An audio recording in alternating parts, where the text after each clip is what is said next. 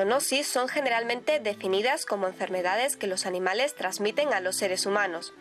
La aparición y el resurgimiento de las enfermedades zoonóticas constituyen un desafío, no solo para los veterinarios, sino para todos los profesionales implicados en la salud pública. Ante este tipo de situaciones es necesaria la colaboración precoz de los veterinarios y los médicos para impulsar la erradicación de los problemas, evitando la enfermedad de los seres humanos e infecciones en el resto de seres vivos.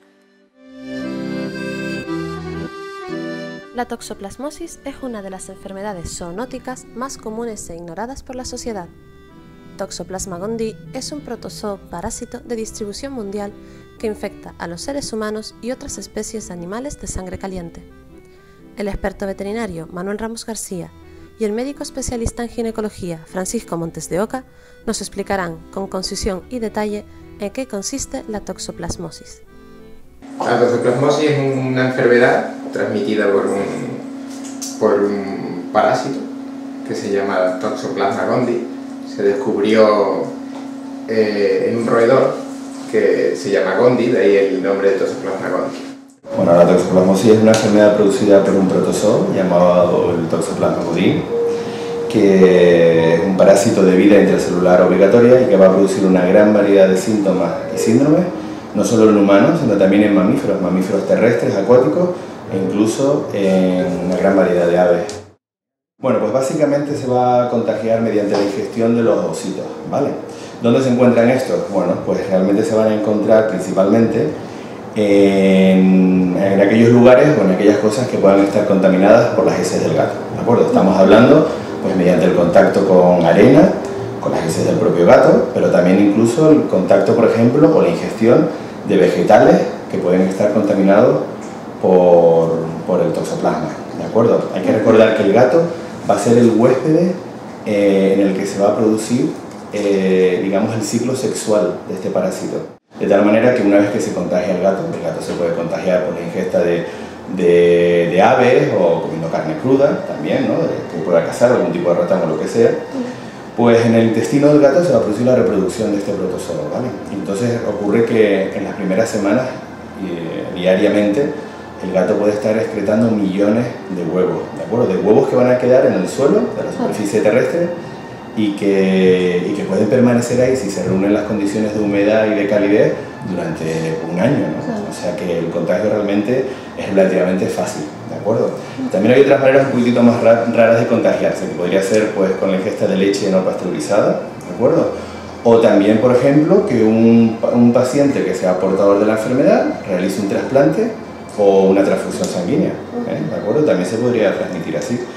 Y después también con la ingesta de carne cruda o carne poco cocinada, de la misma manera porque el animal se puede contaminar al consumir, digamos, la lechuga o el agua también contaminada, y después nosotros no vamos a ingerir la carne donde se encuentran los quistes, ¿no? En Europa primordialmente sería el cerdo el animal con el que más riesgo tendríamos de coger la enfermedad, ¿no? Y también, bueno, hay otra vía de transmisión que es la fetoplacentaria, que es de la madre al hijo, y se realiza a través de la vía placentaria.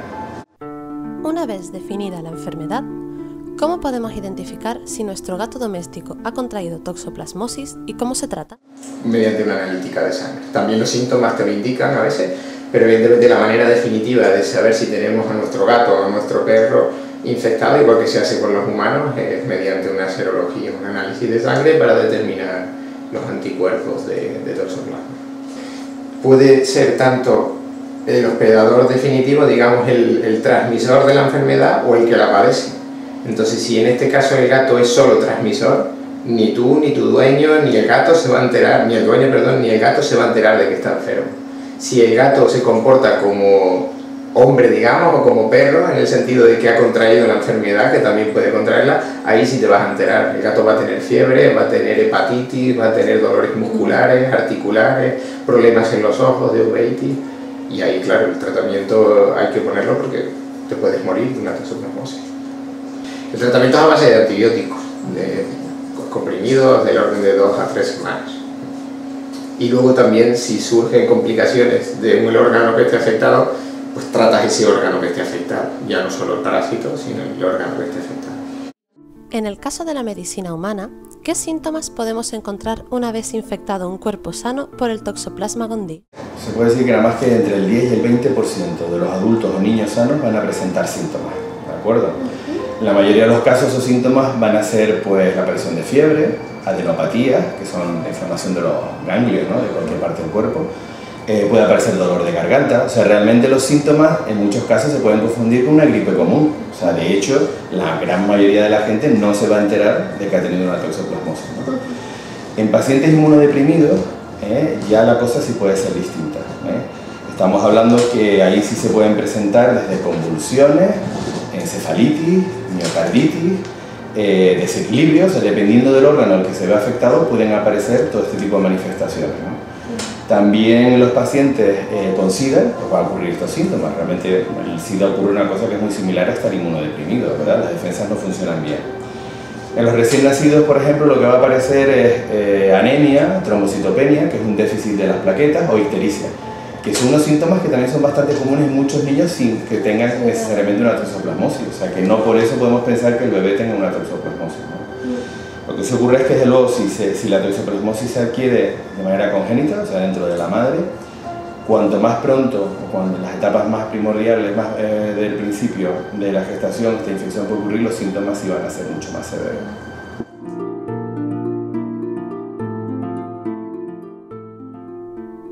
Teniendo localizados los indicios de la presencia del Toxoplasma gondii en un organismo humano, ¿qué pruebas se deben realizar para un diagnóstico efectivo de la enfermedad?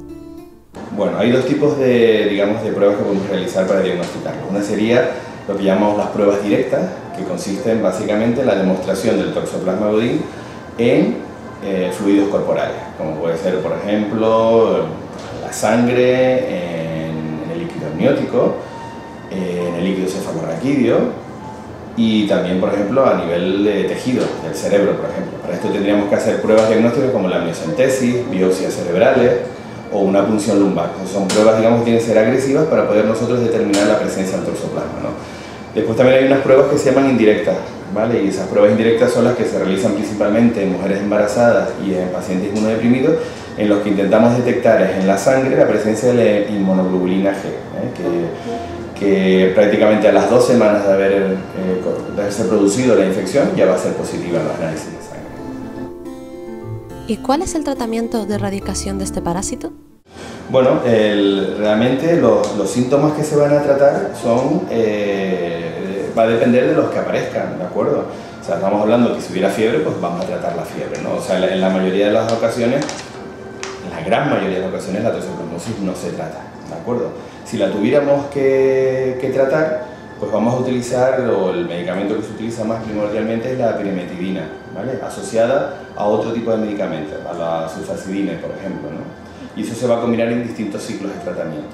Siempre se le añade ácido folínico para evitar lo que es la supresión medular, y prácticamente pues esos son los que más se utilizan, a excepción de la mujer embarazada, en la que en vez de la piremetidina se suele utilizar la espiramicina, porque se ha visto que es un poquito más tolerada, ¿no?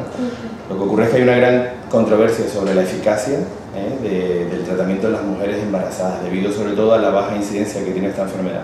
Pues resulta un poco difícil saber realmente si estamos siendo eficaz tratando, pero bueno, la norma es tratarla, desde luego.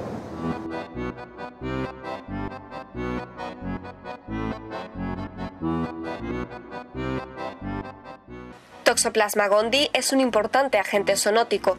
En ciertas partes del mundo, hasta el 60% de la población humana presenta títulos de inmunoglobulina G, anticuerpo humoral en suero frente a Toxoplasma gondii, y son candidatos a permanecer infectados persistentemente.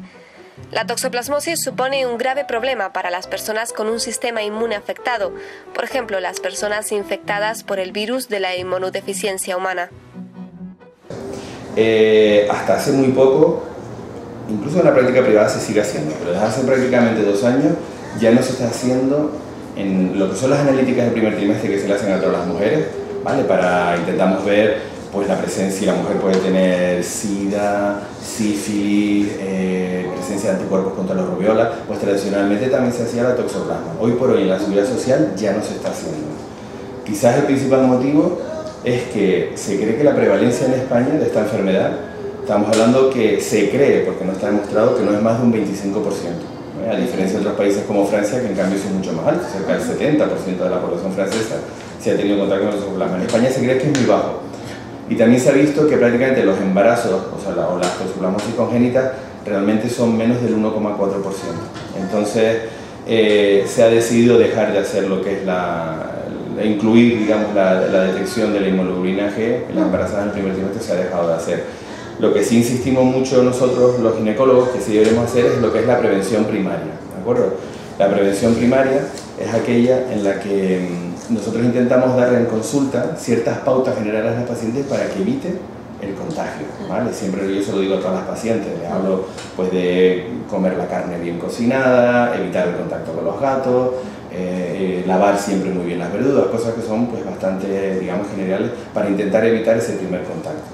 Después también hay planes de prevención secundaria, que sería aquella en la que cuando tú diagnosticas la enfermedad intentas tratarlo, pero ahí es donde está el gran problema de la toxoplasmosis, que no siempre podemos diagnosticarlo porque la mayoría de los pacientes no tienen síntomas, y que después cuando diagnosticamos que alguien ha estado infectado tampoco podemos saber ni asegurar que el bebé ha sido infectado ni el grado digamos, de afectación que puede tener el bebé, lo cual es muy difícil, ¿sabes?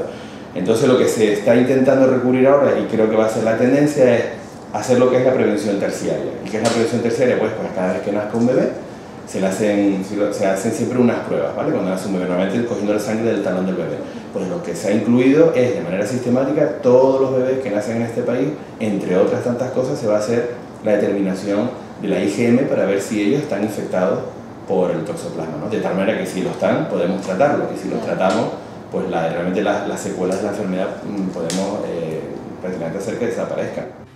La toxoplasmosis es también un serio problema para las mujeres embarazadas, ya que el protozoo puede migrar y atravesar la placenta, dando como resultado alteraciones congénitas en los fetos humanos. Que las secuelas realmente van a depender un poco de la severidad de la afectación que tenga el bebé, ¿no? Prácticamente el 67% de los bebés no van a tener ningún tipo de síntomas ni secuelas, ¿de acuerdo? Solamente, digamos, hay un 15% que pueden tener retinocoroiditis, que son lesiones a nivel ocular. Hay un 10% que pueden presentar calcificaciones intracraneales y un 20% que pueden presentar elevaciones de las proteínas.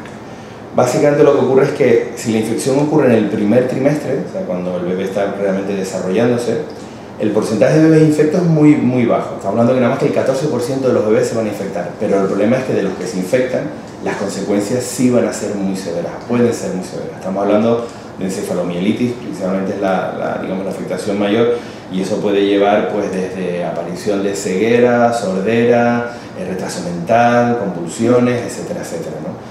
Si la infección ocurre en el segundo trimestre, pues prácticamente el 25% de los bebés se van a afectar, y ahí la aparición de los síntomas o las secuelas pueden ser diferentes. Si ocurre en cambio en el tercer trimestre, o sea ya al final del embarazo, pues realmente nada más que, digamos, bueno, al revés, o sea, el 67% de los bebés van a estar afectados, pero la mayoría de ellos no va a presentar síntomas, y si presentan algún síntoma va a ser pues, muy leve. Durante el embarazo, infectarse con Toxoplasma gondii puede resultar muy peligroso para el bebé.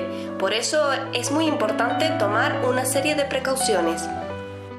Hombre, en un gato infectado es muy fácil. La vía única exclusivamente de contagio son las heces del gato.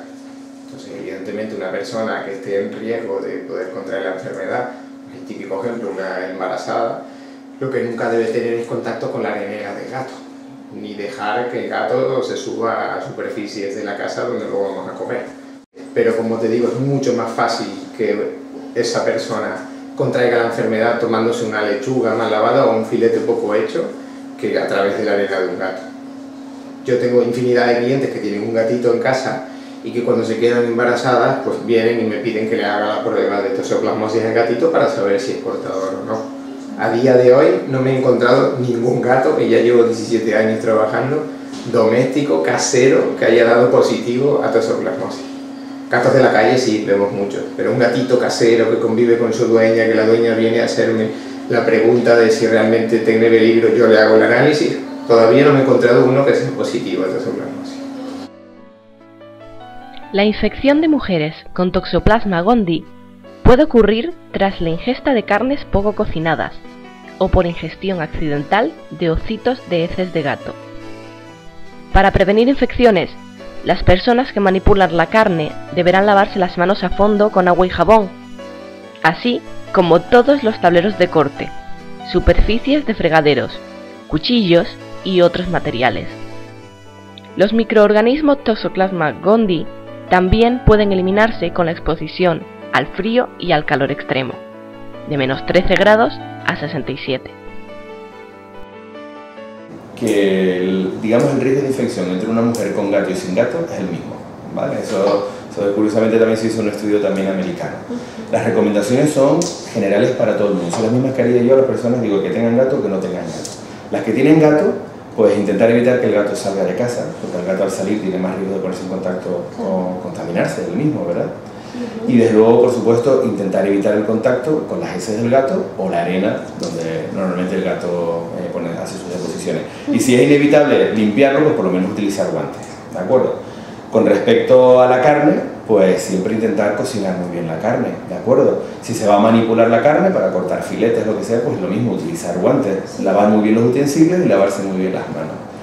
Y si ya hablamos con respecto a los vegetales, que es el otro, factor de riesgo, ¿no? El estar en el campo, en el jardín, por lo mismo si se tiene un huerto o se van a consumir vegetales traídos del huerto o de la frutería, donde sea, pues siempre la norma es lavar muy bien los vegetales.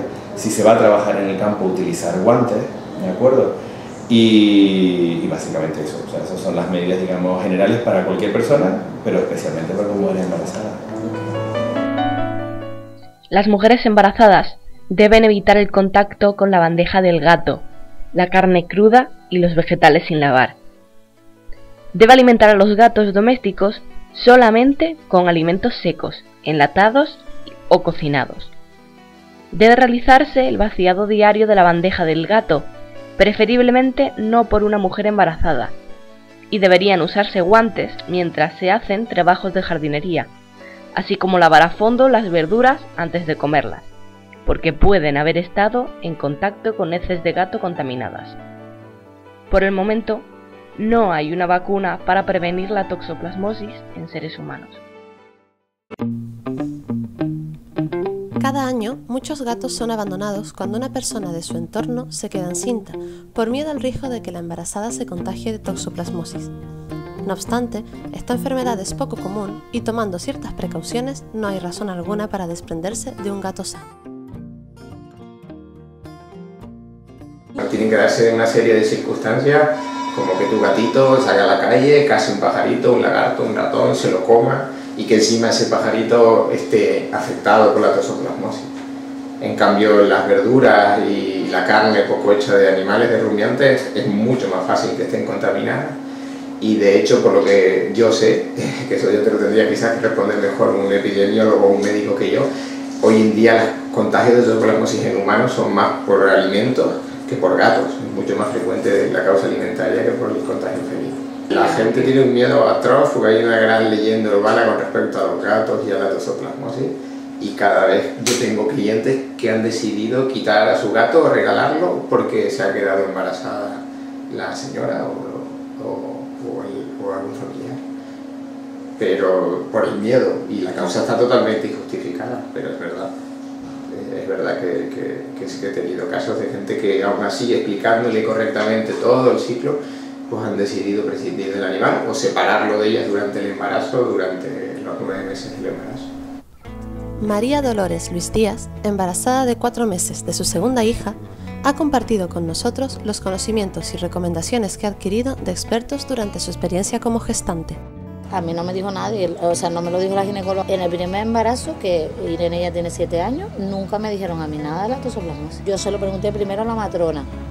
La matrona me dijo que ella no lo veía nada importante porque creía que hace muchos años siempre se ha comido de todo y nunca ha pasado nada. Y luego ya se lo comenté cuando fui a la ginecóloga la segunda vez, no me lo comentó ella, se lo pregunté yo y me dijo que la toxoplasmosis se transmitía a través del chorizo y las carnes crudas y el jamón serrano, y podía comer las hamburguesas, pero siempre bien asadas, porque las hamburguesas la gente las suele dejar medias crudas y entonces me hacían daño. pero nada más, no me prohibió nada más. Yo no me han dicho que los gatos, que lo transmiten los gatos, solo lo he oído yo por rumores, pero no es que me lo dijo la ginecóloga, ella no me prohibió ni estar con gatos ni con ningún animal en especial.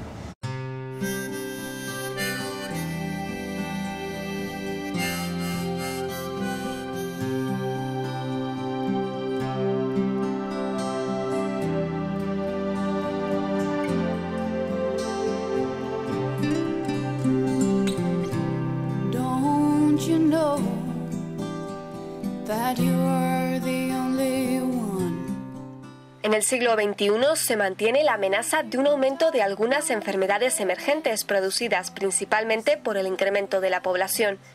El control de las enfermedades zoonóticas y la protección de la salud pública se convertirán en un creciente desafío a medida que aumente la población mundial. Cuando se produce la superpoblación y el hacinamiento, el suministro de agua no siempre está garantizado, no se puede mantener la higiene y se desarrolla la desnutrición, y por ello se abren paso las enfermedades y las epidemias.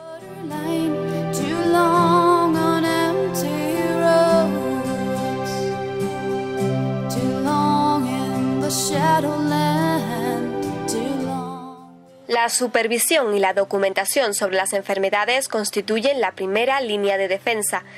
El conocimiento de la epidemiología de los microorganismos de la enfermedad es el primer paso al iniciarse un programa de control. El objetivo principal es proteger la salud de los animales y de los seres humanos.